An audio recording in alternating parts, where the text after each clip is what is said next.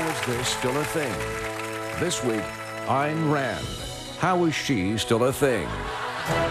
3 decades after her death, the writer Ayn Rand is still the subject of serious debate.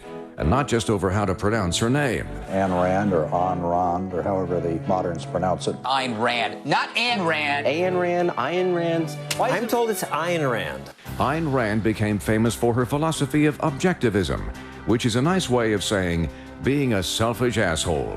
Why is it good to want others to be happy? You can make others happy when and if those others mean something to you selfishly.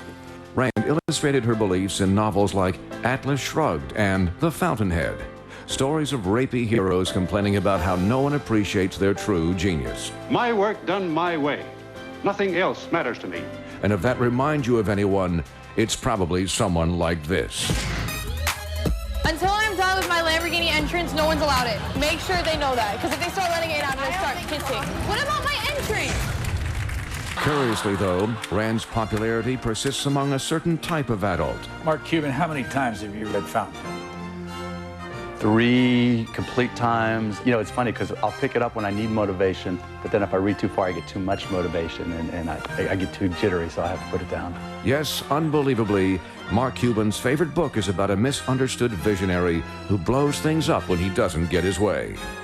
Cuban even named his 287-foot yacht Fountainhead, because sometimes having a 287-foot yacht just isn't enough to warn people you're a douchebag. And Rand's influence extends even further. Ayn Rand, more than anyone else, did a fantastic job of explaining the morality of capitalism. I am a big fan of Ayn Rand and read all of her novels. Now let me encourage any of you who have not read Atlas Shrugged to go tomorrow, buy Atlas Shrugged and read it. However, Ayn Rand is an unlikely hero for conservatives because she was also pro-choice. A man who claims to defend rights and objects to the right to have abortion, that's no defender of rights. And anti-God. I am against God for the reason that I don't want to destroy reason. No, not that one. The real God. What do I think of President Reagan? The best answer to give would be, but I don't think of him. And the more I see, the less I think. And in case that's making you start to fall for her, take a listen to her views on Native Americans. I do not think that they have any right to live in a country merely because they were born here and acted and lived like savages. Why would conservatives hold up as their idol someone who says things like that? Especially when there are so many other advocates for selfishness they could choose, like Donald Trump. Part of the beauty of me is that I'm very rich. Or Drake. I'ma worry about me, give a fuck about you. To basically anyone on Bravo. I will kill you. All of which is enough to make you wonder, Ayn Rand, how is she still a thing?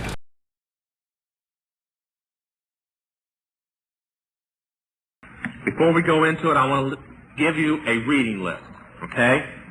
Now, I want to explain a book before I give its title, and I want you to choose carefully as to whether you want it or not. I don't want you later getting mad at me because I recommended it. It is not a Christian book. It is not a political book. It is an Illuminati book. The book was ordered, written, and produced by Philip Rothschild, the leader of the Illuminati in this day and age. It was ordered, written by a woman named Ayn Rand, and she was at that time one of Philip Rothschild's mistresses. It was written some 12 years ago. She was already a well-known author, and her books sell nationwide. Mostly people who read them are communists. And she wrote this book. It was supposed to be a novel. It's 1,100 pages, so if you don't like to read, don't buy it. And it was written as a novel, supposedly, but it is a code book. And within the book is a step-by-step plan to take over the whole world by taking over the United States. The book is called Atlas Shrugged. Oh, Atlas, you know, Atlas supposed to hold up the world? Shrugged, like you shrug your shoulders. Atlas Shrugged.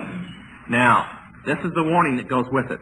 I'll be talking about occult books tonight and how demons are in occult books and in their music and so on. This isn't so with this book. They didn't place a spell on this book because they did not want people to buy this book other than those told to buy it within the occult and within the Illuminati. They're extremely mad because just this year alone they sold several million of them, mostly to Christians, and they don't like that. In fact, they've tried to stop printing it, and people don't want to stop printing it. They're making so much money. The bad thing about it, though, is that since it is written as a novel, it has some passages that I think might belong in Hustler or other places. Maybe out of 1,100 pages, you might count 5 that are this way. You can tear them out and throw them away. They're just stuck in there to hope. They're stuck in there on purpose to keep Christians from reading the book.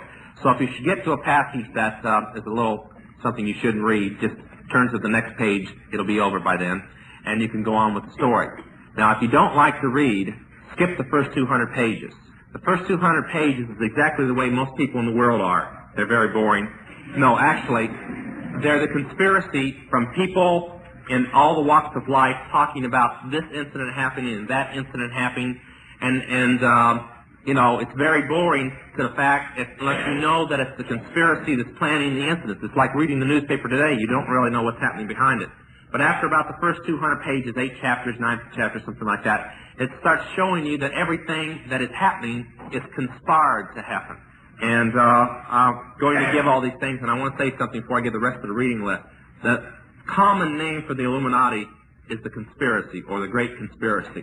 Now, until we lost the school system to people within the Communist Party and within the organization of the Illuminati and so on, you were taught in your history classes, and some people can remember this if they want to confess up to being that old, that history was taught that it happened because somebody conspired for it to happen.